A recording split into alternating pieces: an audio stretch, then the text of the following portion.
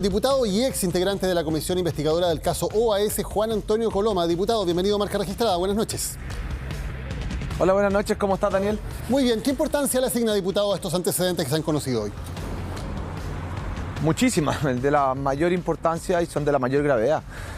Yo todavía recuerdo cuando el año 2016 iniciamos una comisión investigadora por el caso OAS Chile, lo que nosotros llamamos la arista Chile, donde en ese momento no teníamos ninguna información tan clara como la de hoy día. Y realizamos esta comisión investigadora que tenía por finalidad poder intentar esclarecer los hechos. ¿Qué fue lo que ocurrió en ese momento? Que todo lo que nosotros intentamos aclarar se tapó, se escondió, se negó. Las personas que tenían que ir a la comisión a declarar no fueron, no fue el presidente del Partido Socialista, no fue Giorgio Martelli, no fueron la gran mayoría de los invitados a la comisión. Y lamentablemente terminó honestamente en nada, porque ellos no eran funcionarios en ese momento y por lo tanto, como no eran funcionarios, no teníamos la capacidad de citarlos a declarar. Y probablemente lo más grave de todo es saber cuál fue el motivo. OAS en otras partes del mundo lo que señalaba era que entregaba estos recursos ilegales para financiar campañas políticas y lo hacía a cambio de algo. ¿A cambio de qué? Y en Chile lo que había era un contrato que en ese momento, a principios del 2014, estaba siendo cuestionado, que era el de la construcción del canal del Chacao, y que el mismo contrato que después OAS tuvo que salirse. Bueno, queremos también que se pueda aclarar cuáles fueron los motivos exactos en los que salió y si hubo o no hubo algún beneficio que obtuvieran a través del Ministerio de Obras Públicas para salir de esta concesión. Diputado, ¿qué acciones van a tomar ustedes ahora al conocerse estos antecedentes? ¿Qué tipo de acciones van a realizar y qué oficios también van a presentar?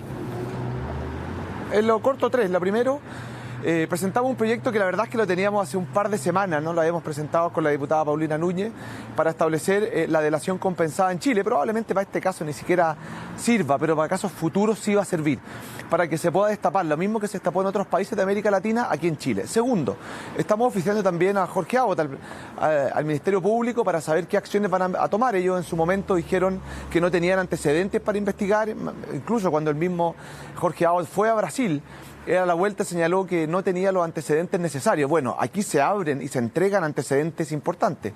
Y tercero, estamos enviando una carta a la propia Michelle Bachelet para saber si es que tenía o no tenía conocimiento de esta forma de financiamiento, si es que ella encuentra que hay algún tipo de incompatibilidad entre que OAS le haya ayudado aparentemente, ¿no es cierto?, a financiar su campaña electoral con el cargo que hoy día ella ostenta. Creemos que son respuestas que hay que empezar a aclarar, porque cuando la hicimos en su momento, hace ya 2 o 3 años atrás, todo se negó sistemáticamente y ahora empieza a salir a la luz que al parecer habían antecedentes tal como nosotros lo sospechábamos. ¿Y usted, diputado, cree que hay algún tipo de incompatibilidad o que podría afectar en algo el cargo que hoy tiene la expresidenta Bachelet en la ONU de confirmarse o de aparecer más antecedentes respecto a este caso? En lo personal lo encuentro gravísimo y es bastante evidente que sí. O sea, cuando OAS ha sido sindicada probablemente como una empresa de corrupción más grande en América Latina por lejos, han caído varios presidentes y se intentó negar todos los vínculos que tenía en Chile. Probablemente el único vínculo que se reconoció fue el de Marco Enrique Ominami, ¿no es cierto?, con el famoso avión. Pero después de eso, todos los vínculos con el Partido Socialista se intentaron tapar, negar, ocultar, no fueron a las comisiones, no fueron a declarar.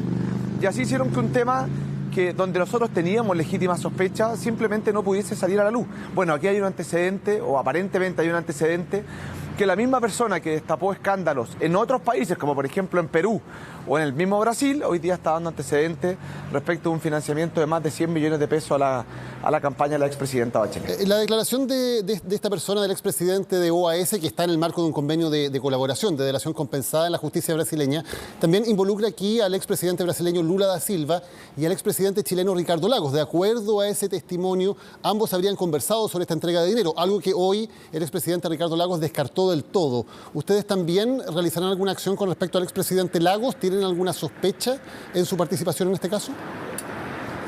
A ver, honestamente yo antes de esa declaración no tenía ninguna sospecha de que hubiese estado involucrado, para ser muy honesto. Y lo que sí nosotros queremos investigar es cuál fue el mecanismo por el cual llegaron estos recursos a Chile.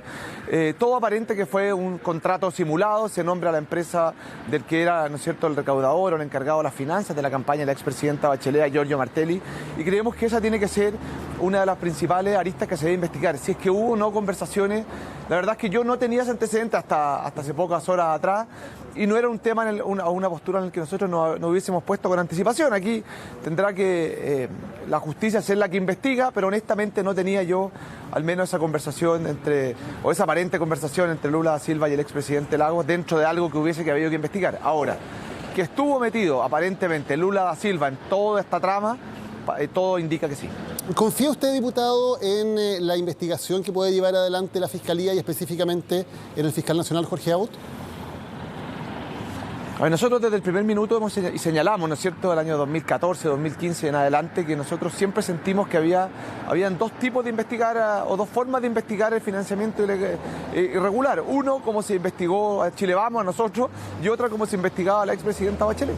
Y eso es parte también de lo que nosotros dijimos. Nos criticaron un montón, decíamos que estábamos jugando al empate, que queríamos tener algún tipo de cortina de humo. Y la verdad es que esto nos está dando la razón. Yo lo que espero, más allá de lo que no se hizo antes, es que ahora que hay antecedentes se pueda avanzar.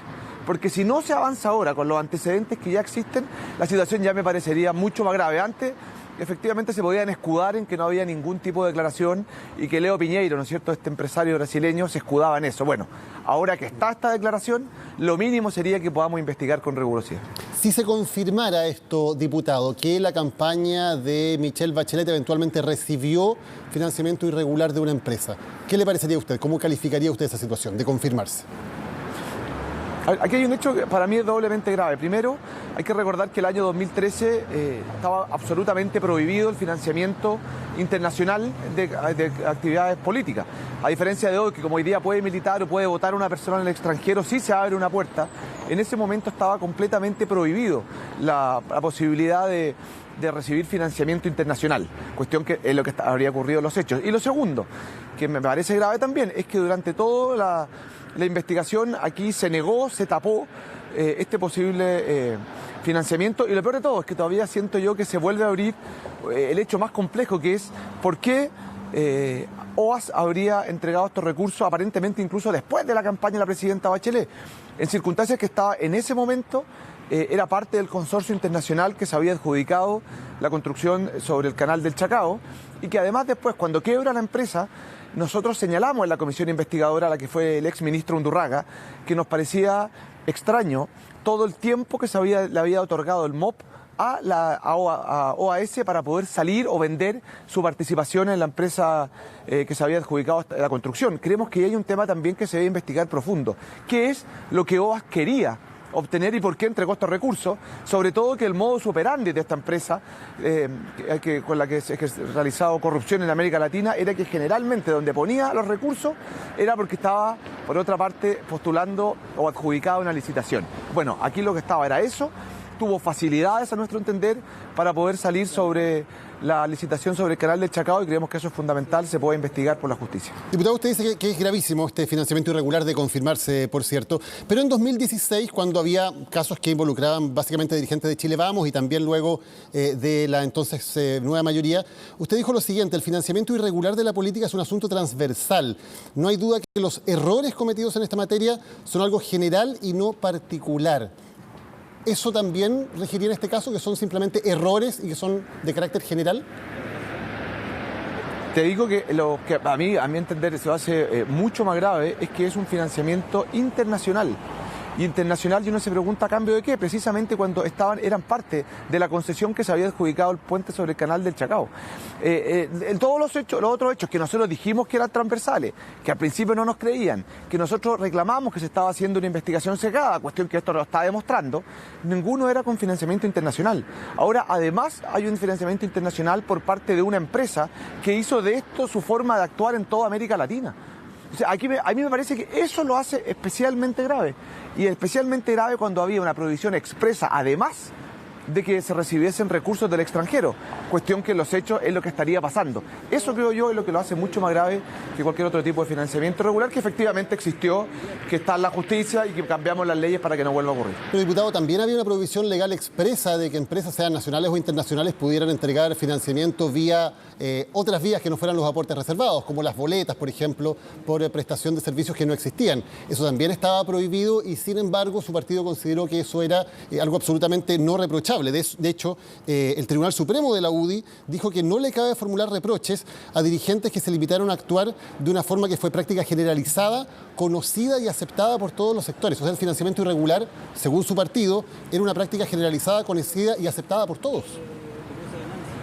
Yo creo, honestamente, ¿para qué te voy a mentir, Daniel? Yo creo que era una práctica, una mala práctica que se realizaba por todos los partidos políticos, prácticamente todos los partidos políticos. Eso es una realidad y eso quedó de manifiesto durante el año 2014, 2015, por algo. Legislamos prácticamente con unanimidad para modificar la ley. Lo que no habíamos visto era un financiamiento internacional por parte de una empresa que hizo de esto una forma también de presionar y de obtener licitaciones o concesiones, como en Chile lo hizo. Y es parte de lo que nosotros queremos investigar, qué facilidades tuvieron ellos después para salir como empresa que financiaba el puente sobre el canal del Chacao. Creo que eso lo hace distinto, le da evidentemente una mayor gravedad a un hecho de financiamiento irregular de la política que, como te repito, y lo he dicho desde ese año, era bastante transversal y cuando obviamente estalla esto, lo que se hizo fue cambiar la ley para que esto de verdad nunca más vuelva a ocurrir. Pero, diputado, cuando las pesqueras, cuando SQM, por dar un par de ejemplos, entregaban dinero de manera irregular y luego eso lo utilizaban, como sabemos, como está evidenciado, para obtener legislación favorable a ellos, eso también era absolutamente grave. También estaban comprando de alguna manera legislación que era favorable a sus intereses mediante el financiamiento irregular de parlamentarios. Es un hecho, sí, a ver, es un hecho grave, si eso es evidente, por algo también cambiamos la ley. Si no era un hecho menor, es verdad. ¿Era transversal? Claro que era transversal. Basta con el ejemplo que tú acabas de dar con Sokimich. Era transversal. Lo que quiero decir es que ninguno de estos era financiamiento, además internacional, además por parte de una empresa que hizo de esto una forma en toda América Latina de financiar algún tipo de campañas electorales y que además en comisiones investigadoras o se negaron a asistir o señalaron que esto no era real. Cuando cada vez que se le preguntó negaron cualquier tipo de vínculo. Nosotros dijimos desde el primer minuto, ¿sabe qué? Aquí hay una forma de financiar la política irregular que era transversal. Eso es lo que dijimos. Aquí lo que hubo fue una negación. Y esta negación es lo que nosotros creemos que lo hace particularmente más grave, sobre todo cuando estamos hablando de financiamiento, te repito, internacional, que estaba expresamente establecido porque además en ese momento los chilenos en el extranjero no podían votar en nuestro país. Diputado Juan Antonio Coloma, muchas gracias por habernos acompañado hoy en Marca Registrada. Buenas noches. Buenas noches, Daniel, que estés muy bien.